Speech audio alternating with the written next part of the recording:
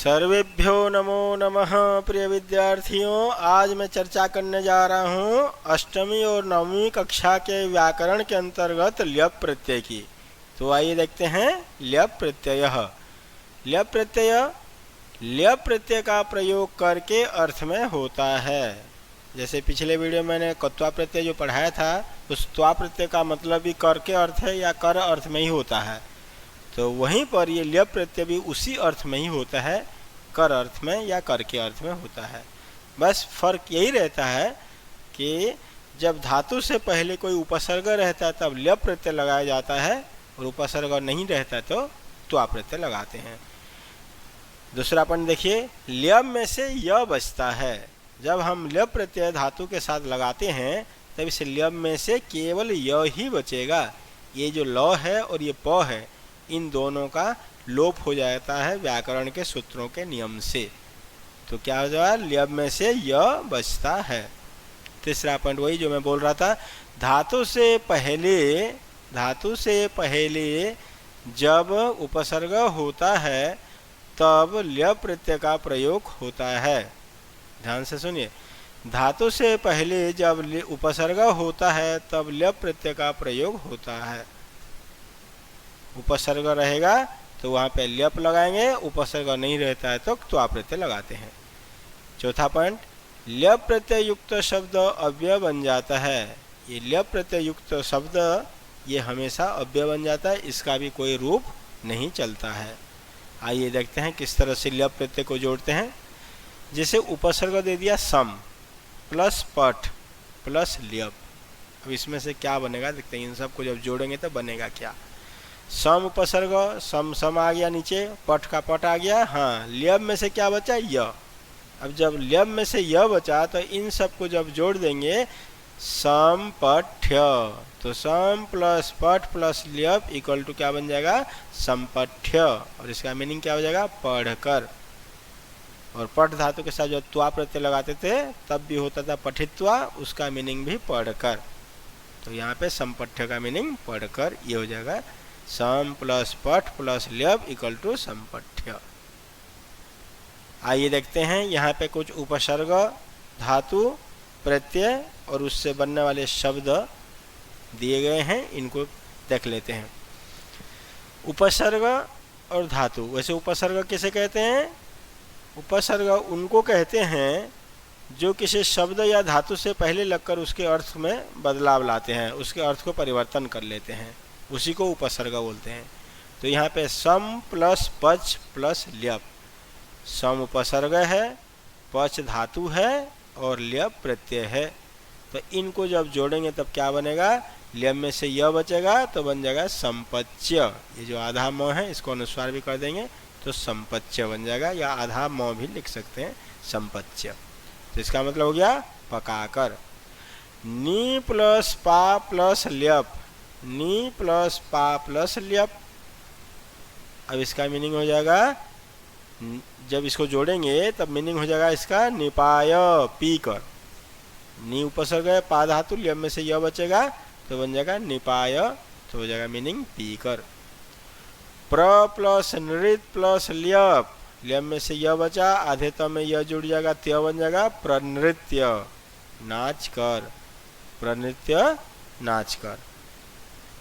आ plus दा plus ल्यप, दा धातु है, आ उपसर्ग है, दा मतलब देना होता है, आ उपसर्ग लगा करके ल्यप प्रत्यय जोड़ देंगे तो आदाय मतलब लेकर, केवल दा का मीनिंग देकर, आदाय माने लेकर या लाकर।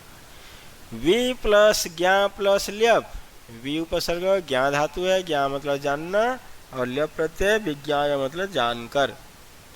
प्र प्लस नम प्लस ल्यप, प्र प्लस नम प्लस ल्यप, ल्यप में से यह बचा तो प्रणम्य। ये जो न है इसको नत्व विधान संधि से न को अण हो जाता है प्रणम्य, इसका मतलब हो गया प्रणाम कर या प्रणाम करके। सम प्लस रक्ष प्लस ल्यप तो बन जाएगा संरक्ष, रक्षा कर या बचा कर, रक्षा कर। प्र प्लस धाप प्लस ल्यप तो बन जाएगा प्रधाव, और यह जुड़ जाएगा प्रधाव्य, प्रधाव्य मतलब दौड़कर। वी प्लस हस प्लस ल्यप, वी प्लस हस प्लस ल्यप तो ल्यब में से य बचेगा तो बन जाएगा विहस्य। वी प्लस हस प्लस ल्यब जब जोड़ेंगे तब बन जाएगा विहस्य, उसका मतलब हो जाएगा हंसकर।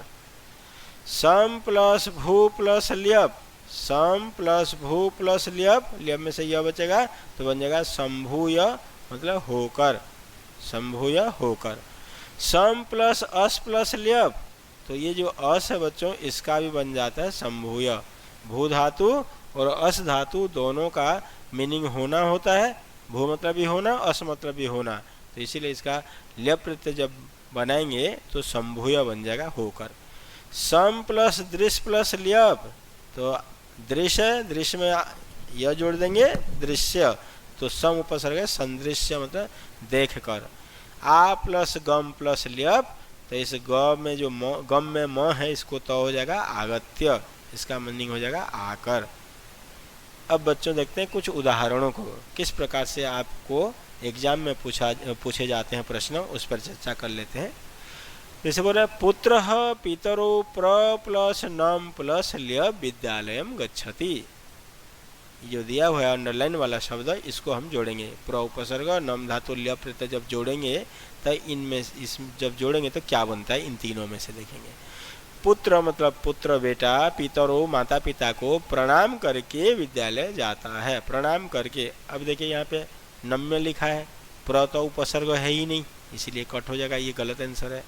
अब यहाँ पे प्र उपसर्ग है, नम धातु है और ल्यब में से य भी है, प्रणम्य। अब यहाँ पे आ गया इसलिए कट हो जाएगा, तो ये जो ख उत्तर है ये सही है, ख ऑप्शन ये सही उत्तर है, क्योंकि यहाँ पे णत्व विधान संधि से न को न कर देते हैं और प्रणम्य बन जाता है।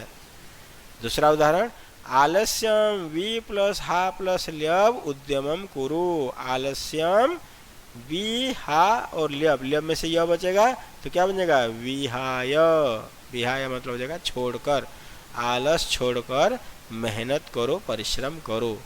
ये तो बिहत्वा है, जब बिहत्वा करेंगे तो ल्यब प्रत्यय में से य कहाँ जुड़ा, जोड़ा ही नहीं इसलिए गलत है। और ये विहाय में यहाँ वो में छोटी है तो बड़ी कहाँ से हो गई, तो इसीलिए ये गलत है।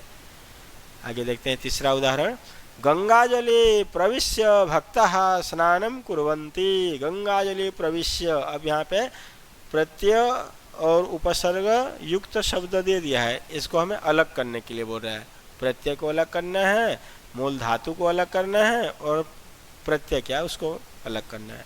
तो प्र उपसर्ग तो है ही, देखिए इसमें प्र उपसर्ग नहीं है तो ये गलत हो गया।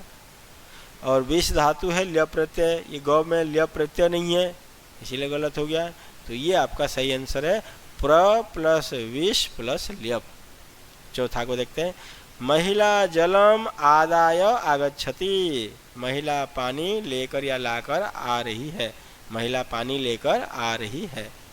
तो आदाय आ उपसर्ग, दा धातु और ल्यब प्रत्यय, ल्यब में से य बच करके ये आदाय बना है, क्योंकि यहाँ पे आ द और ल्य है, आ द ल्य, यहाँ तो प्रत्यय भी कंप्लीट नहीं है, आदा ल्यब प्रत्यय भी नहीं है, और यहाँ पे केवल दा धातु दे दिया तो आ कहाँ से आएगा, तो इसीलिए ये भी गलत है, ख भी गलत है, क ऑप्शन इसका सही उत्तर है। पांचवा उदाहरण देखते हैं, चौराहा धनम वी प्लस भज प्लस ल्यब, यहाँ जोड़ने के लिए बोल रहा है। फिर चौराहा चोर, धनम धन, विभज्य मतलब होता है बांट कर, गृहम गतवंत घर चले गए।